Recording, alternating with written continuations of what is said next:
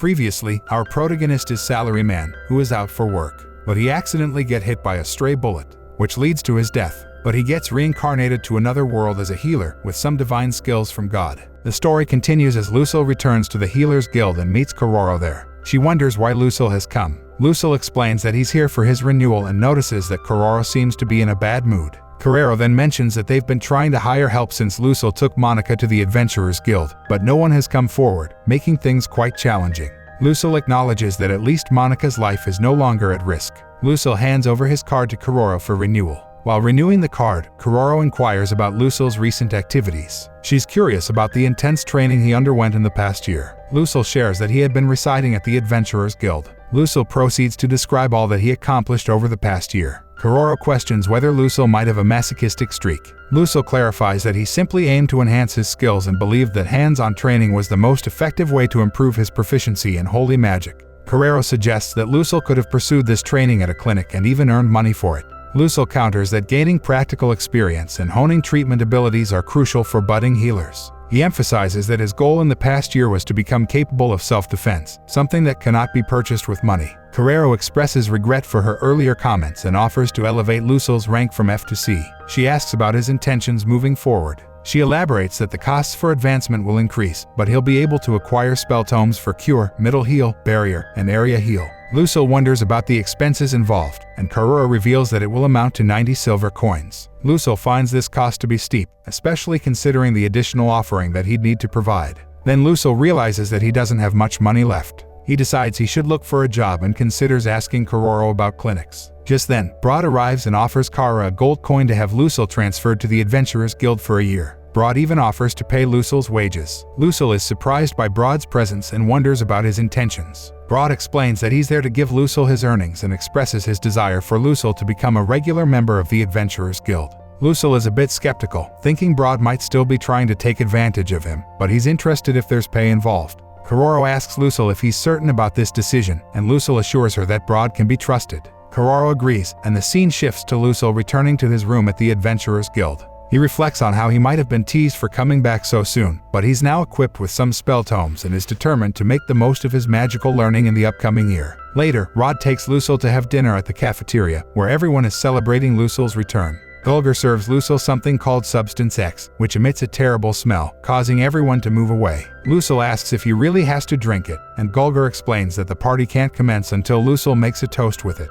Reluctantly, Lucille raises a toast with the foul-smelling substance and drinks it. Observing this, everyone assumes Lucille must have a high tolerance for discomfort. Lucille secretly wishes that Gulgar and the others would also have to endure this ordeal. Afterwards, people avoid Lucille due to the lingering odor of Substance X. Bazin approaches Lucille and asks if he's interested in men, pointing out that Lucille spends a lot of time training with Broad and doesn't show interest in the receptionist, despite their attention. Lucille mentions that Broad would chase him down if he tried to make a move on him. He explains that he spent the past year focusing on improving his survival skills, leaving no time for anything else. In his previous living situation, there were no people carrying weapons, so during his first 6 months here, he was always anxious. Bazin assures Lucille that he doesn't think anyone would bother him now, but he encourages Lucille to reach out if anything happens. Sakharoth asks Lucille if he's sure about his preference for girls. If that's the case, Sakharoth suggests they could take him to enjoy the city's nightlife next time. Lucille is surprised to learn about such places in the city, and Sakharoth warns that he might stand out, leading to gossip. Monica arrives and expresses her happiness that Lucille has returned. She inquires about his experience at the Healers Guild. Lucille shares that it was fine, noting that Kara had a lot of free time. He then asks Monica if she's still content with her decision to come here. Monica confirms that she is, as the days seem to pass quickly for her, all thanks to Lucille saving her. In a slightly awkward moment, Lucille attempts to make a move on Monica, and they both feel embarrassed. The scene shifts to a healer discovering that their income and number of patients have decreased by half compared to the previous year. The healer's assistants attribute this decline to a healer associated with the Adventurers Guild. Next, the scene changes to the healer visiting the Adventurers Guild and seeking out Lucille. Lucille is puzzled about the visitor's identity. The healer introduces himself as Batakali, the head of the largest clinic in Meritoni. Lucille recalls that this is the same healer who tried to harm Monica. Batakali now tells Lucille that he's giving him a direct order to leave the Adventurers Guild and work at his clinic. Lucille declines, explaining that he's under official transfer from the Healers Guild. Batakali insists that Lucille can't refuse a direct order from him. Lucille counters that he doesn't have a reason to go to Batakali's clinic. Batakali points out that the number of patients at his clinic has dropped since Lucille joined the Adventurers Guild. Lucille argues that people wouldn't go to a clinic with a bad reputation. Batakali questions if Lucille is saying that his clinic has a bad reputation, and Lucille affirms it.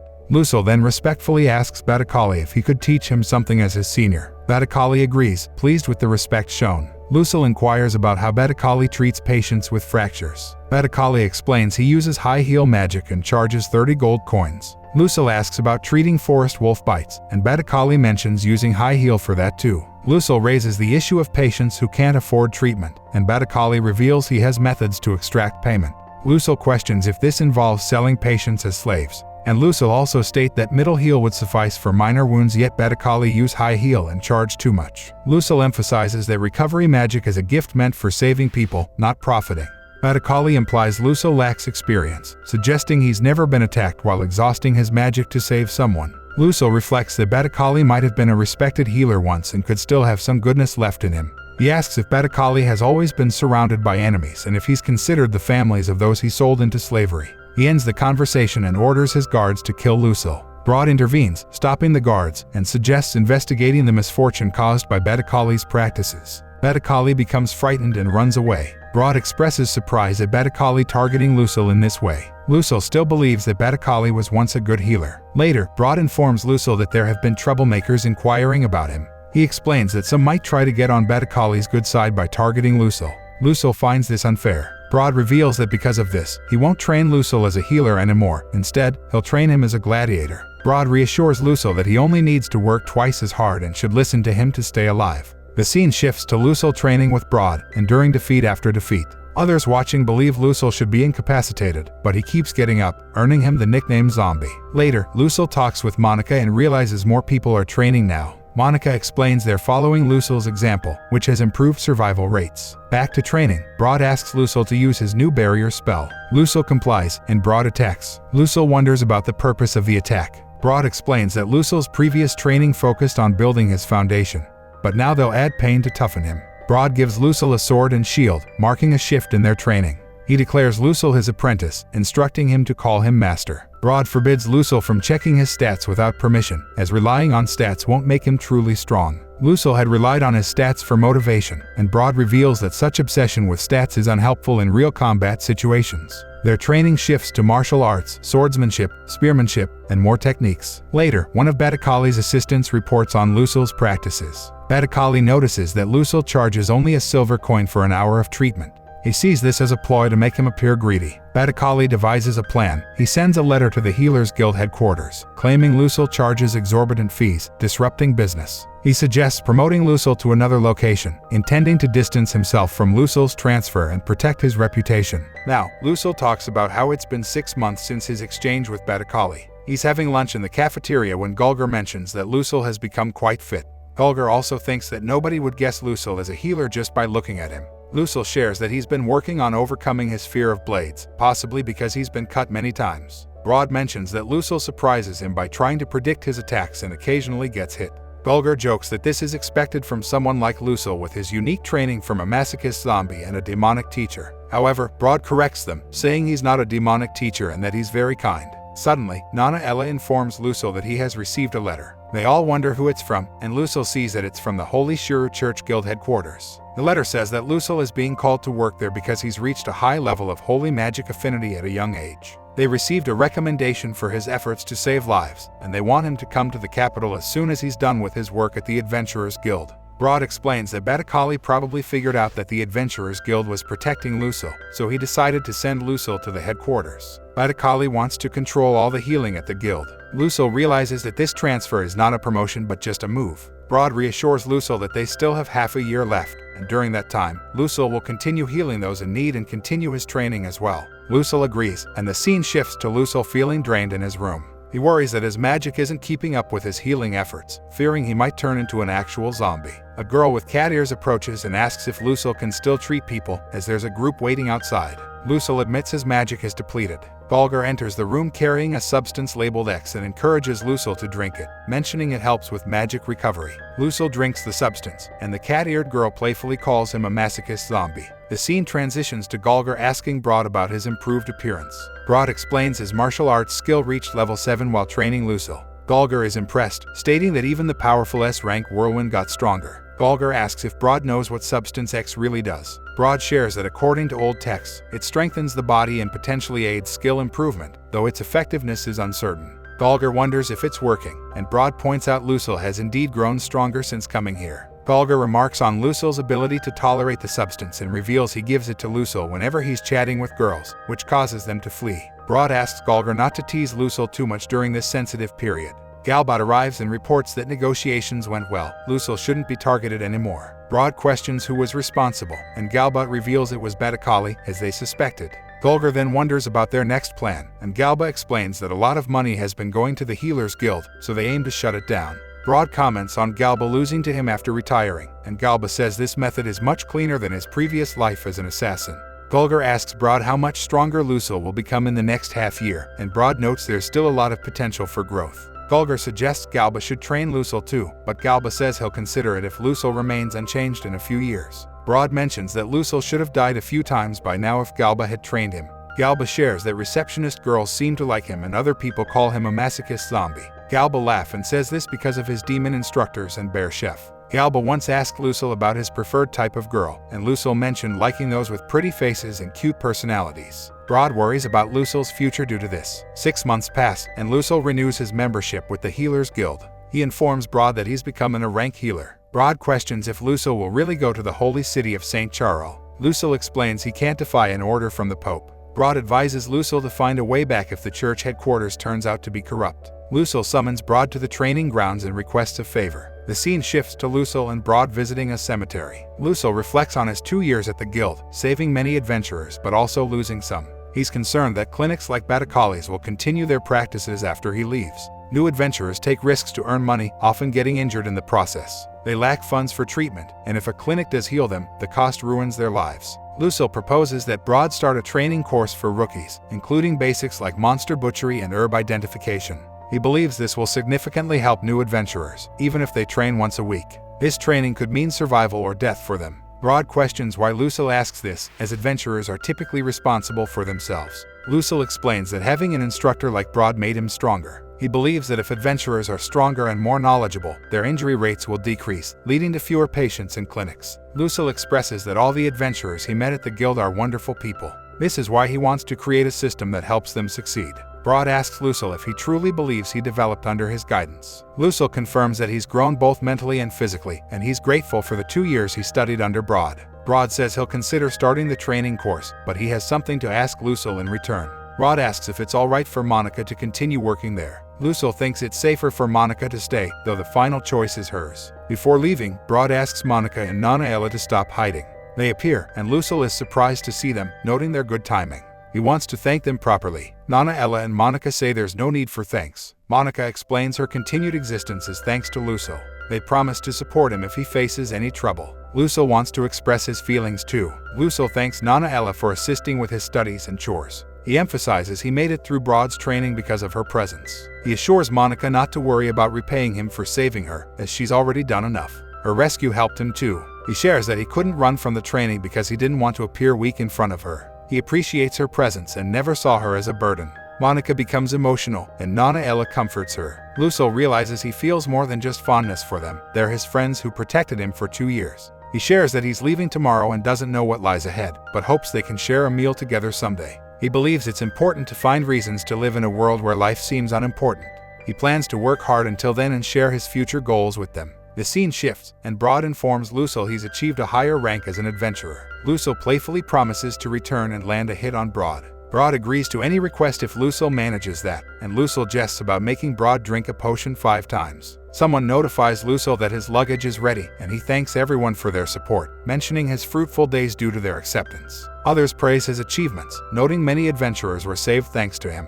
Broad gifts Lucille a magic bag and money as a parting gesture, allowing him to store up to 10 items. Receptionists bid Lucille farewell and guild members express their goodbyes, moving him to tears. The scene shifts to Lucille leaving the town. His stats have significantly improved since his arrival. He reflects that he's on his own now. A gate guard informs Lucille that his friends are waiting in the carriage. Lucille walks up to the carriage and sees that his companions are Bazin and his group. Seeing them again brings tears to his eyes. They comfort him, urging him not to cry. Next day, Lucille and the others reach the holy city of Shurul. Bazin asks Lucille about his plans, and Lucille suggests going to the Adventurers Guild because he's running low on Substance X. Bazin's group asks about Lucille's true goal. He explains he's concerned about being teased at the guild. They encourage Bazin to accompany Lucille. The scene transitions to Lucille and Bazin at the Adventurers Guild. Lucille notices the guild building is similar to the one in Meritoni. Bazin takes Lucille to the cafeteria, where he asks the waitress, Milty, to fetch the guild master. Bazin introduces Lucille and explains his purpose. The guild master arrives, and Bazin introduces Lucille as a healer. Everyone is surprised, and Bazin clarifies that Lucille is the person who lived in the Adventurers Guild in Meritoni. The master assumes Lucille is Broad's apprentice. Bazin departs, leaving Lucille to handle things on his own. Lucille explains that he wants to order 3 barrels of Substance X. Everyone is surprised by his request. The master gives Lucille a glass of Substance X to drink, ensuring he can handle it before selling it. Lucille drinks it, leading everyone to think he might be the daring healer they've heard about. He asks if he can get his order now. The master provides him with 3 barrels of Substance X, and Lucille says he'll return when he needs more. The master brings up rumors of Lucille treating people for only a single silver coin. Lucille says he'll consider it if he faces no issues here. He heads to the Healers Guild headquarters, noting its impressive size. Bazin states their journey together is ending. He advises Lucille to work hard and earn the spell tome he received for free. Lucille expresses gratitude to his companions as they depart. He likens the situation to moving to a new workplace. He realizes the spell tome he received is valuable and is determined to work hard to repay the favor. Entering the guild headquarters, Lucille introduces himself to the receptionist and explains he was transferred by the Pope's orders. He requests to speak with a supervisor. Using a telepathic communication device, the receptionist contacts the supervisor. Lucille recognizes the device from his time at the Adventurers Guild. The supervisor, Granhart, arrives. He introduces himself as a priest who summoned Lucille. They use a magical elevator to reach the upper floor, activated only by magic. Lucille wonders if there are other entrances, but Granhart clarifies there aren't to prevent outsiders from entering freely. On the upper floor, Lucille meets Lumina, who remembers him as Lewis. Lucille corrects her and thanks her for her help in Meritoni. He's surprised she recognized him. Lumina recalls his distinct magical aura and wishes to talk to him later in her room, acknowledging his current busyness. Lumina apologizes for involving Granhart, who explains it's okay since she's the captain of the Valkyrie Paladin Regiment. He guides Lucille to a room that seems like a torture chamber, but he clarifies it's just a storage space. They proceed to another room from there, getting down to business. Granhart received a letter from Meritoni, claiming Lucille's treatments are harming other healers' businesses. He wants to know the truth. Lucille admits there's some truth to it and explains how healers in Meritoni are charging exorbitant fees, making treatment unaffordable for many. Lucille suggests making treatment costs transparent so people can receive care without worries. Granhart agrees to discuss this with other priests and the Archbishop. Lucille wonders about his next steps, and Granhart assigns him to the church's sanctuarial spiritual cleansing unit. Lucille's new roles will be both a deacon and an exorcist. He will begin tomorrow, tasked with dispelling undead at a specific location. For his work, he'll receive a wage of 20 gold coins per month. Lumina explains that Lucille's task will involve reducing the number of monsters in the labyrinth and ensuring they don't escape. Lucille is curious about the types of monsters present. Lumina tells him about skeletons, zombies, and ghosts, which Lucille can eliminate using his holy purification magic. She's heard he's skilled in combat too. Lucille asks how Lumina knows about his skills. He then inquires about the benefits of the job. Lumina mentions that he can keep anything he finds and sell monster drops to buy exclusive spell tones from the church. Lucille ponders if he'll turn into a zombie from a bite, and Lumina assures him she's never heard of that happening. Lumina also notes downsides. The labyrinth smells bad, and its odor sticks to clothes. Lucille isn't bothered. Accustomed to odors from Substance X, he leaves Lumina's room, feeling he understands his new role and resolves to do his best. The following day, Lucille meets with Granhart and Jord. Jord mentions being Lucille's predecessor. Granhart presents Lucille with a robe sewn with holy silver threads, providing protection from miasma. Lucille recognizes its value and learns it costs 10 platinum coins. Granhart gives him a card for the magic elevator, urging him not to bring others without reason. Lucille assures Granhart he won't break the promise, and Granhart binds this vow with a condition. If Lucille breaks it, he won't be able to use the card, and there will be penalties. Lucille links this to the earlier mentioned torture chamber idea. Granhart then passes the task to Jordan, who instructs Lucille to put on the robe before entering the labyrinth. Inside, Lucille finds it smelly but better than Substance X. They encounter a zombie. Jordan advises Lucille to observe and uses a purification spell to eliminate the zombie. He explains that Lucille's role now is to use purification magic to exorcise undead creatures when they approach, collecting their dropped magic stones. Lucille reflects that purification is a new spell learned after leaving Meritoni. It's versatile, dispelling impurities and curses, and even cleansing. He asks Jordan what if he didn't know purification. Jordan says Lucille would learn on the job. Jordan leaves, and Lucille readies his weapon, grateful for the skills Broad taught him. Lucille explores the labyrinth, searching for zombies. When he doesn't find any, he decides to create a map so he won't get lost. Eventually, zombies appear, and he uses his purification spell to eliminate them. Surprisingly, his level doesn't increase, leading him to suspect the monsters might be illusions for training newcomers. He doesn't mind because he's being paid 20 gold coins, but he's cautious about his magic usage. To conserve magic, he uses purification on his sword to defeat the undead. Lucille realizes he can also use healing magic against them. Moving to the second level, he encounters more monsters, including will-o-wisps. These are easy to handle. Feeling hungry, Lucille eats lunch with Substance X. The strong scent keeps even the monsters away from him. Lucille successfully completes the second level of the labyrinth and proceeds to the third level. Here, he faces a group of skeletons and manages to defeat them. However, using his magic to do so drains his energy, marking the end of his first day of exploration. Now we see, Lucille meets up with George, who uses purification magic on him. George jokingly thought Lucille might have turned into a zombie because he was gone for a while. Lucille realizes that he entered the labyrinth for his mission, but his level didn't increase even after defeating zombies. This convinces him that this place is a specialized training area. Jordan takes Lucille to a shop where he can exchange the magic stones he collected for points. Lucille learns he can use these points to buy various things from the shop. The shop's owner, Catalia, introduces herself and mentions how challenging it must have been for Lucille to face the undead. Lucille turns in the magic stones he collected that day, along with his card. Catalia counts them and notes that he earned 16 points, an impressive amount. She offers him the chance to buy something with those points and asks if he's interested. Curious about spell tones, Lucille asks about their cost. Catalia informs him that the most expensive one costs a whopping 1 million points. Lucille considers the expensive spell tones and concludes that he won't be able to afford them soon. Curiously, he inquires about the weapons available instead. Catalia explains that the weapons are made from silver and holy silver, particularly designed for fighting undead creatures. These weapons were crafted by dwarfs. Lucille specifically asks about the cost of a spear. Catalia mentions that each weapon costs 25 points. Lucille finds this price reasonable. She also shares that healers typically don't buy these weapons because very few of them are trained to use such equipment, resulting in low demand. Lucille expresses his intention to purchase a sword and a spear later, after he earns more points from his work.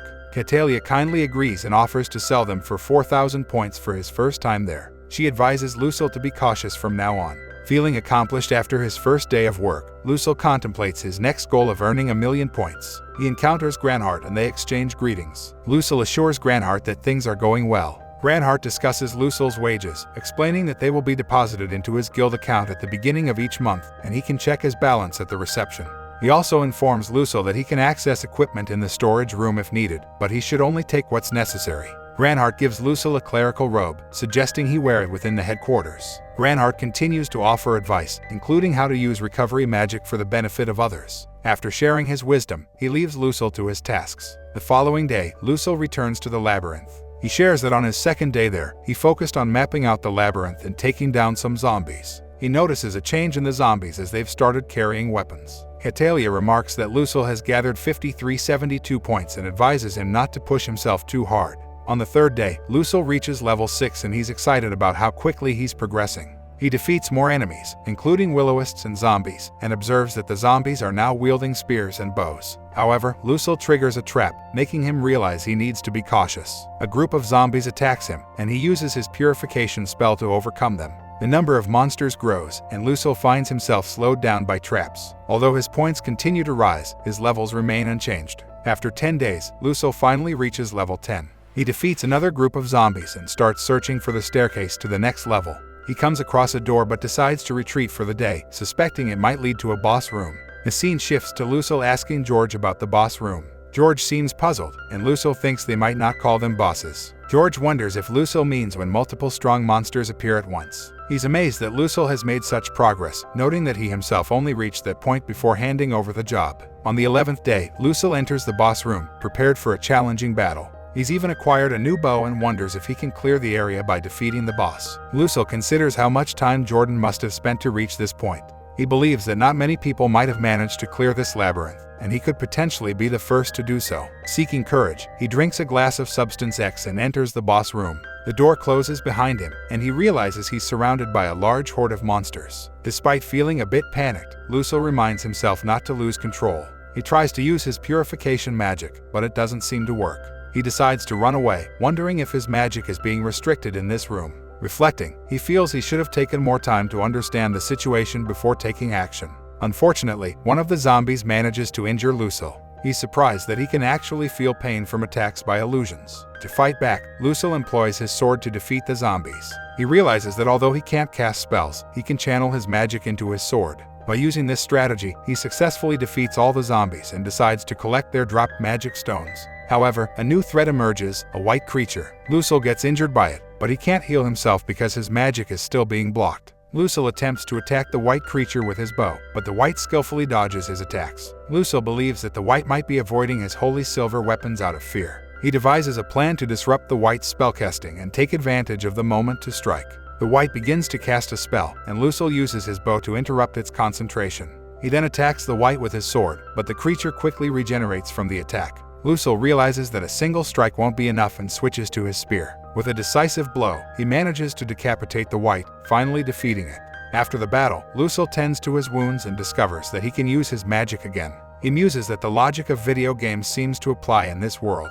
He decides to collect the magic stones dropped by the defeated creatures. As he gathers the stones, a previously hidden staircase leading further down becomes visible. Lucille is surprised by the discovery and plans to explore the lower levels on another day. Lucille heads to Catalia's shop and hands over the magic stones. He mentions that he has something to show her later. Catalia notices the significant number of magic stones he possesses and asks about it. Lucille explains that he defeated a large group of zombies in the level 10 boss room. He admits to panicking at first due to his inability to use magic, but he managed to overcome the monsters. Just then, a white creature appeared. Catalia expresses her frustration at Lucille's recklessness, emphasizing that he should have been more cautious. Lucille explains that he didn't expect to encounter such a challenge. Catalia then apologizes for her strong reaction. She exchanges the magic stones for points and informs Lucille that he has earned a total of 108,914 points on that day. Lucille then shows Catalia the robe that the white creature was wearing and explains that he also has the white staff. Catalia is surprised by the robe and asks Lucille to pack it in his bag and follow her. Catalia takes Lucille to a place and contacts the Pope, explaining that she has something urgent to discuss. The Pope grants them a meeting. In the presence of the Pope, Catalia and Lucille explain the situation. Catalia introduces Lucille as their new exorcist and praises his accomplishments in defeating many undead creatures in the labyrinth. She mentions the recent battle where Lucille fought and defeated a white creature in the main chamber of level 10, even though his magic was suppressed. Catalia presents the items retrieved from the white creature as evidence. The Pope expresses her interest in hearing from Lucille directly and asks for his name. Lucille introduces himself, and the Pope requests him to show the items he recovered. A servant then presents the items to the Pope.